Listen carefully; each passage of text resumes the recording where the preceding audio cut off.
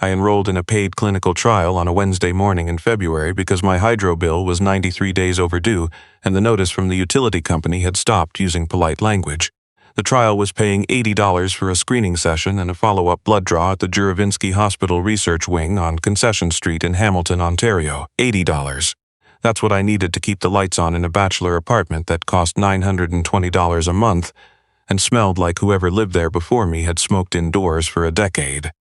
A man who had run a company with 16 employees, who drove a white service van with his name on the door, who had spent 19 years building something that could wire a house and heat a warehouse and commission a rooftop unit in -20 weather without breaking a sweat. That man was signing consent forms in a hospital waiting room for the chance to earn $80 from his own blood. My name is Damien Croft. I was 42 years old, and in February of 2025, I was worth exactly $80 and whatever someone might pay for the copper fittings in my storage locker on Barton Street East. They didn't send me home after the blood draw. That was the first sign.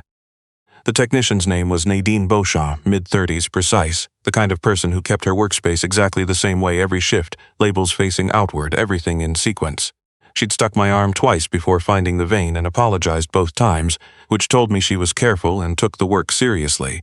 She finished drawing the sample, labeled the vials, and walked them to the processing station herself instead of setting them in the rack for collection. I was pulling my jacket on when she came back. "Mr. Croft, I need to ask you to stay for a few minutes." "Is something wrong with the draw?" "No, the draw was fine. She was holding something, a printout folded once. We need to verify something before you leave." "Verify what?" "Your preliminary lab results flagged something during the panel. It's not an emergency." She paused. "One of our research physicians would like to speak with you. Can I get you a coffee from the machine while you wait?" She was doing the thing people do when they know more than they're saying and are trying to hold their face neutral, which is a skill most people think they have and almost nobody actually does. 40 minutes later, a man I had never seen came through the door of the consultation room, moving with the particular purpose of someone who had cleared his afternoon schedule to be there. Dr. Yves Fontaine, 55, hematologist and clinical research director at the Juravinski, French-Canadian by his name and the slight formality in his accent. The kind of doctor who looks like he was assembled for a teaching hospital, precise, unhurried, the intelligence visible in how little he moved when he didn't need to. He sat down across from me. Nadine was in the doorway behind him. "Mr. Croft, thank you for waiting." He set a folder on the table. "I want to explain what we're looking at because I think the context will matter to you." "Is something wrong with me?" "No, something is right with you, unusually right." He opened the folder. "Your blood contains an antibody profile we almost never see outside of research literature. Specifically, you carry extremely high natural concentrations of a particular IgG antibody subtype that your immune system has produced your entire life. You've never noticed because it causes no symptoms and doesn't appear on standard blood work." "What does it do?" "In your body, in isolation, nothing unusual. Your immune system produces it, uses it, replaces it. You're completely healthy." He paused, "But extracted, purified, and applied in a therapeutic context, this specific profile is extraordinarily valuable.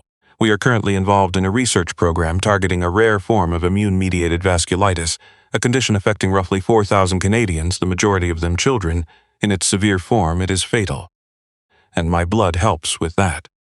Your plasma contains the antibody concentrations we have been unable to replicate synthetically. We have been trying for 6 years." He closed the folder. "In the entire Canadian Plasma Resources National Database, there is no record of anyone with your specific profile. In the International Rare Plasma Registry, there are fewer than 30 confirmed donors worldwide." I looked at him. I looked at the folder. I looked at the needle mark on the inside of my elbow. "You're telling me my blood is rare?" "I'm telling you your plasma is one of the rarest biological materials in active clinical research, and I am not being dramatic when I say that. This is not a sales pitch. This is what the laboratory results say." I almost laughed, almost.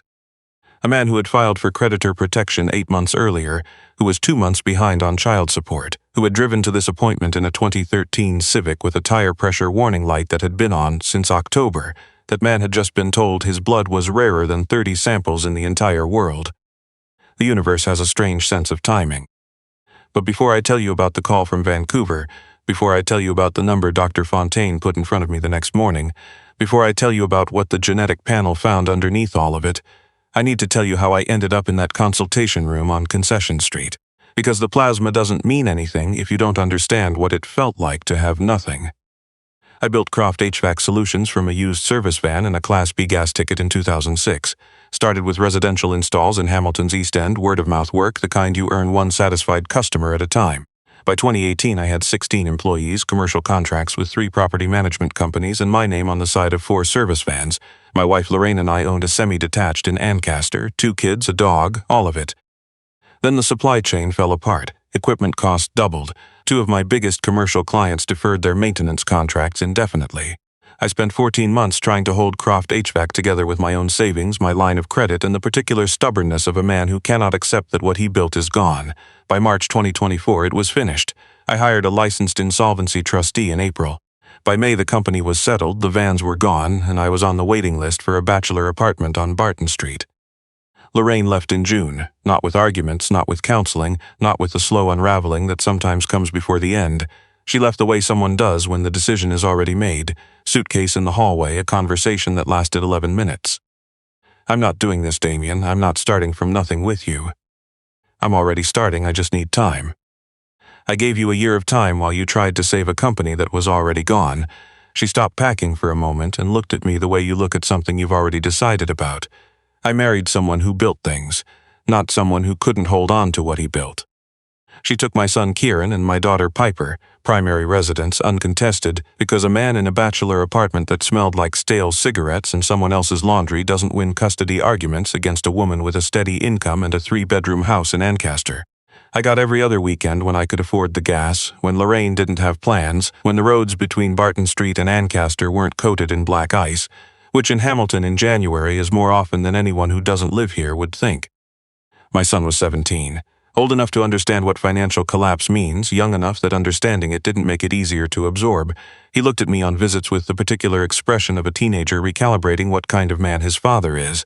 Not contempt, something quieter.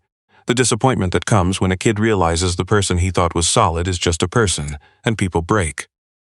My daughter Piper was 14. She hugged me when she arrived and cried quietly in the bathroom before she left, which she thought I couldn't hear, and which I heard every single time. One weekend she sat on the pull-out couch next to me and looked at the ceiling the same way I did before she said, "Dad, are you going to be okay?" I'm working on it. That's not the same as okay. No, it's not, but it's the honest answer. She considered that. Then she said, "Papa Dennis always said a man who gets up in the morning and does the work has already won half the argument."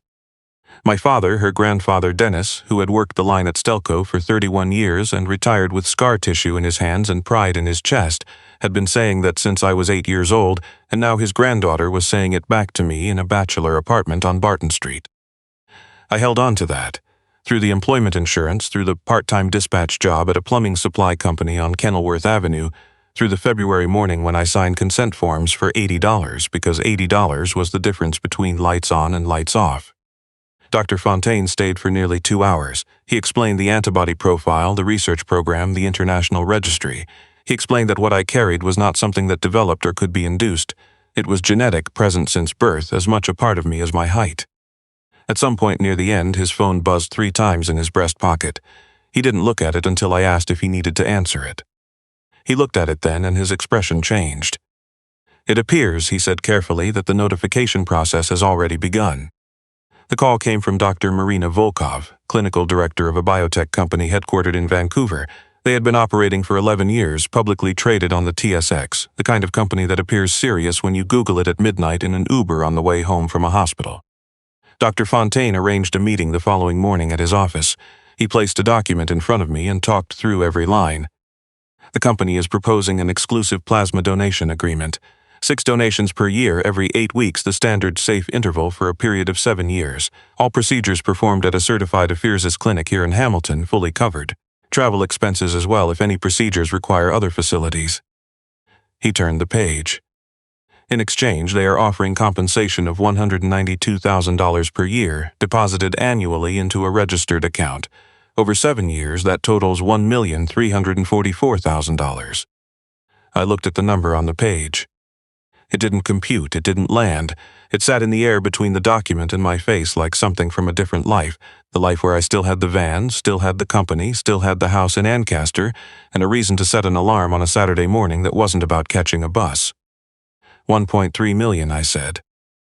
Yes, for my blood. For your plasma, which is, to be precise, irreplaceable. I came to that trial yesterday for $80. I know. To keep my hydro on. I know, Mr. Croft. And now you're telling me the same blood I had yesterday is worth over $1 million. He looked at me steadily. The value of what you carry has not changed. Your awareness of it has. I thought about that for a long time. I thought about it the way my father Dennis used to think about things, slowly turning it over, looking at it from every angle before letting it settle. There's one more thing, Dr. Fontaine said, and it's separate from the plasma agreement entirely. He opened a second folder. When we confirm a rare plasma classification, we run a comprehensive genetic panel as part of the registry protocol. We need to understand the genetic basis for the antibody expression. With your consent, provided in the clinical trial intake, Section 4, we have already completed that panel. He turned the folder toward me. Your DNA contains markers consistent with two distinct heritage groups. The first is Eastern European, specifically Ukrainian, concentrate in Ukraine. The second is indigenous, specifically Cree, with markers consistent with the Métis Nation of Ontario. I stared at him.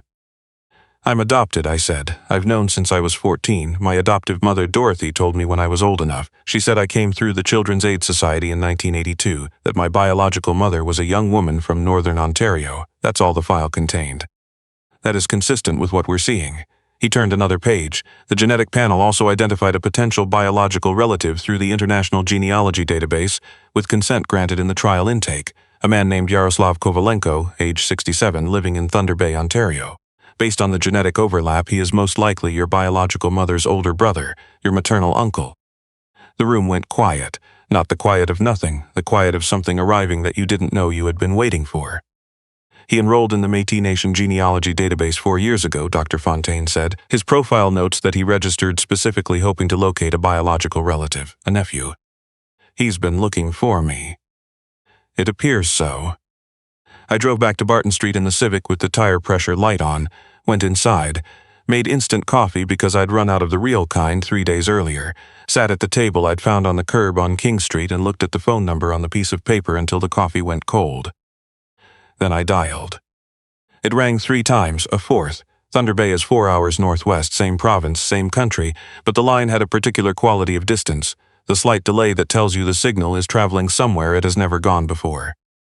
A man's voice answered, deep, deliberate, the voice of someone who had spent decades working outdoors. Kovalenko. Mr. Kovalenko, my name is Damien Croft. I'm calling from Hamilton. A doctor gave me your number. He said we might be related. Silence. The kind that is not empty, the kind that is full of 42 years.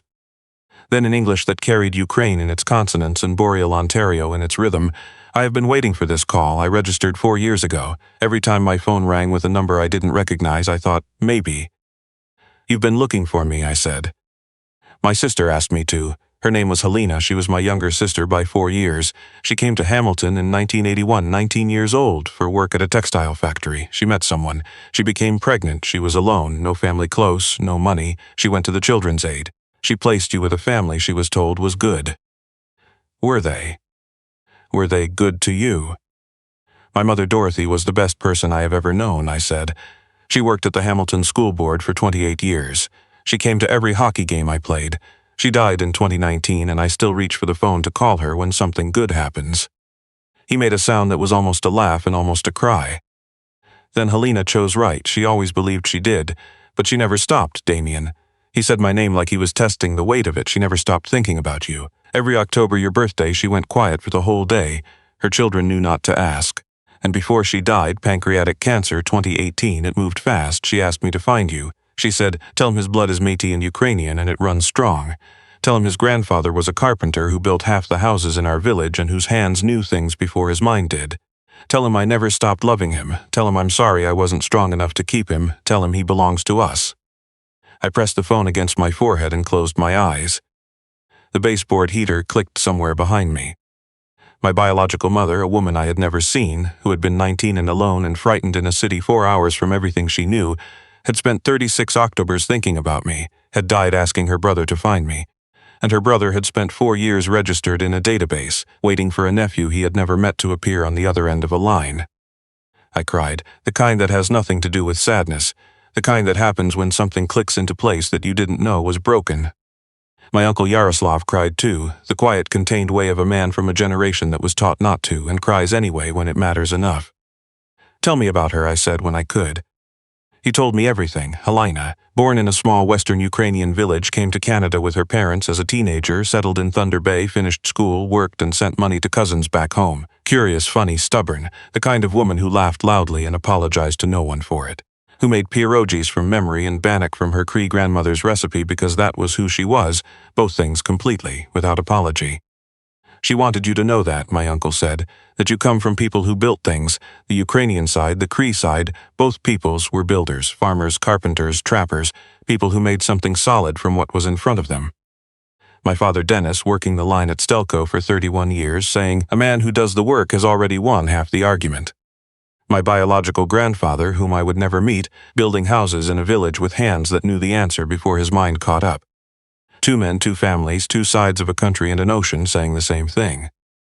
"I want to come to Thunder Bay," I said. "I want to see where she came from. I want to meet you." A pause. "I am 67 years old, Damien. My knees are not good and the winters up here are long, but I have waited 4 years and I will wait as long as you need." He paused. "Please do not make me wait too long." "I won't, I promise." Good, another pause, and Damien. "Yeah. Welcome home." I signed a plasma donation agreement with the Vancouver company in March 2025. The legal review was handled by a family lawyer on James Street North, a woman named Patricia Osei, who specialized in health compensation agreements and who went through every clause with the attention of someone who understood that her client had never been in a room with this many zeros before. The first payment cleared in April. I did not stop working. That was the first decision I made with the money, not because I needed the income, but because my father Dennis's voice was too clear in my head to ignore. I took a position with a commercial HVAC outfit based in Stony Creek, same trade I had always done, without the 3 a.m. anxiety about payroll and supplier invoices and clients who went quiet when payment was due, just the work, just the tools, just the concrete reality of making something function that wasn't functioning before. I moved out of the apartment on Barton Street and into a 2-bedroom on Aberdeen Avenue. Better building, better light, 10 minutes from Lorraine's place in Ancaster, which meant my son and my daughter could come and go more easily. I painted both rooms before they saw them. Kieran's in a charcoal gray he'd mentioned wanting once, in passing, the way teenagers mention things they don't expect anyone to remember. Piper's in a warm sage green she'd cut from a magazine and taped to her school binder. When my daughter walked in for the first time, she stood in the middle of her room with both hands over her mouth. "Dad, you remembered the green?" "Of course I did. Mom said you'd probably forget about color. Your mother has had some incorrect opinions about me." She laughed, a real one.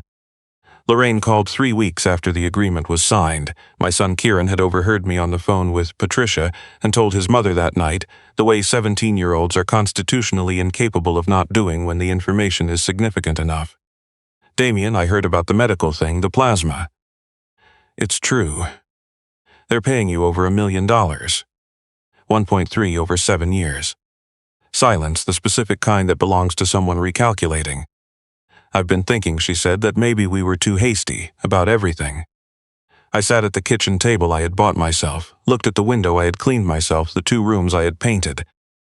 "Lorraine, you told me you didn't sign up for starting over. You told me you married someone who built things, not someone who couldn't hold on to what he built. You said that in the front hallway while you packed a suitcase." "Damien, you were right that I'd lost the company. But you were wrong about what that meant, and neither of us would be happy if I let you pretend otherwise. I made a mistake. I know, but the mistake wasn't leaving me. The mistake was believing my value was the same thing as my revenue, and a number with 6 zeros doesn't change that." I told her I'd see the kids on Friday. Then I hung up, not with anger, with the particular quiet of a man who has stopped needing someone's opinion to know what he's worth. My first plasma donation for the research program was in May at an apheresis clinic on King Street West. Same general process as a blood draw, more equipment, longer chair time, a careful technician named Tobias who had been doing apheresis for 9 years and checked in throughout. Afterward, I sat in the recovery chair eating the crackers they provided and thought about Halina, 19 years old, a textile factory, a choice she carried for 36 years. 2 weeks later, the company's patient liaison team sent an email. One of the patients enrolled in the vasculitis trial, an 11-year-old from Calgary, had shown significant improvement following the first treatment cycle using antibody preparations developed from the donor plasma profiles in their program. They couldn't confirm it was my plasma specifically. The protocol doesn't allow that. But somewhere in the chain of events that led to a child in Calgary having a better week than the week before, my blood was part of the reason. That is enough. That will always be enough. My old colleague Clint Baxter, former senior technician at Croft HVAC, now working for the same Stony Creek outfit that hired me, came over the night I got back from the first donation. He brought a 6-pack of steam whistle and a bag of ketchup chips, which in his emotional vocabulary constituted a formal celebration. So now you're some kind of medical celebrity. I'm a guy who sits in a recliner every 8 weeks. A guy who sits in a recliner and makes $200,000 a year. Same blood I had when I was crawling under houses in January trying to locate a cracked heat exchanger. He looked at me. Yeah, but now it's worth something. It was always worth something, Clint. I just didn't know it. He cracked his beer and was quiet for a moment. Then, that might be the most reasonable thing I've ever heard you say. I kind of hate it. I'm planning the trip to Thunder Bay for July. My uncle Yaroslav has been sending photographs, the sleeping giant across the water, the boreal forest, the bungalow he built himself 30 years ago, which tells me everything I need to know about him. He sent a picture of Helena, too. She's standing outside a Ukrainian Orthodox church in what looks like late summer, maybe 30 years old, wearing a vyshyvanka over a pair of jeans. She has one hand raised against the sun, squinting into the camera and laughing at whoever is behind it. She has my forehead, or I have hers.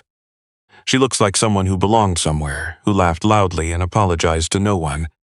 I have spent 42 years belonging where I ended up. Hamilton, the escarpment, Stelco smoke, the particular stubbornness of a city that has been written off more than once and kept going anyway. But there is a place 4 hours northwest where my blood knows something my memory doesn't. A woman who spent 36 Octobers thinking about me, an uncle who registered in a database and waited. My son and my daughter are coming with me to Thunder Bay. Kieran's response when I told him, "Is there anything to do up there?" Lake Superior, the sleeping giant, it's one of the most beautiful places in the country. He processed this with the careful neutrality of a 17-year-old who does not want to admit something sounds interesting. Fine, is that where the indigenous part of us is from? Métis and Ukrainian, yeah. That's actually kind of cool, Dad. Piper's response was faster and more direct in the way that is entirely hers. Dad, do I have the rare plasma too? I don't know, we'd need to test you. Can we do it before we go to Thunder Bay? I'll ask Dr. Fontaine. Because if I have it, she said, I want to donate like you. 14 years old and already asking how to help someone she'll never meet. She has her grandfather Dennis's stubbornness and her great-aunt Helena's laugh and a heart that makes both of them look restrained. I am at the Ephesus clinic right now, second donation. The recliner is comfortable, the machine hums steadily, and through the window I can see the escarpment in the distance, the long limestone ridge that runs the length of Hamilton, the thing that makes this city recognizable from anywhere. My father Dennis used to say, a man who does the work has already won half the argument. My uncle Yaroslav, who I haven't met yet, says the same thing in a different language. We are people who build with our hands. Our hands know things our minds are still catching up to. And Helena, my biological mother, who carried me for 9 months in a city that wasn't hers, who made the hardest choice a person can make, who spent 36 years hoping the boy she gave away had found something worth holding, sent a message through her brother that I think about most mornings now. Tell him his blood runs strong. She was right, it runs rarer than she ever knew. I came into this clinic the first time for $80. I walked out with something I had been carrying my entire life without knowing what it was. Plasma that could help children who had run out of other options. A heritage I hadn't known to look for, an uncle in Thunder Bay who registered in a database and waited 4 years for my name to show up. And the knowledge, slow and certain, the way the real things always arrive. The man who sat in a bachelor apartment on Barton Street, behind on child support, hydro bill 93 days past due, signing consent forms for $80. That man was not a lesser version of me. He was not a broken one. He was the same man with the same hands and the same blood, carrying something extraordinary without knowing it was there. My wife said I couldn't hold on to what I built. She was right about that. But she was wrong about what I was worth. A lab on Concession Street looked at my blood and said, "This is rare. This is irreplaceable. This is one of 30 samples in the entire world." The blood was the same on both days. It was always the same. I just hadn't walked into the right room yet.